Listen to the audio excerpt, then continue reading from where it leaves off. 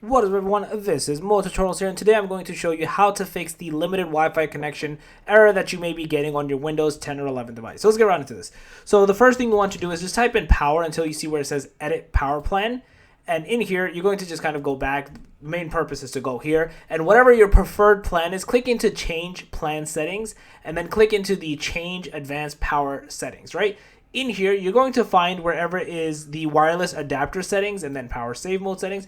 You want to make sure you have the maximum performance basically selected, not low power saving, not medium power saving, not maximum power saving, maximum performance, because you want to make sure your adapter has the most performance basically happening for you to be able to do what you need to do.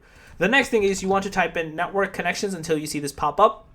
In here, right click into your Wi-Fi, go to properties. In here, click into configure, and in here you want to go over into, I believe it is power management, and you want to uncheck where it says allow the computer to turn off this device to save power. Basically, you want to uncheck this because you don't want that to happen. You want it to stay open, and you want to basically have this fully powered. Once you do this, restart your computer, you should be good to go, and you should not have this error persist any longer. So yeah, that's basically it. If you guys enjoyed the video, please thumbs up, got in channel, make sure to subscribe, click that notification bell, and that more tutorials out. Peace.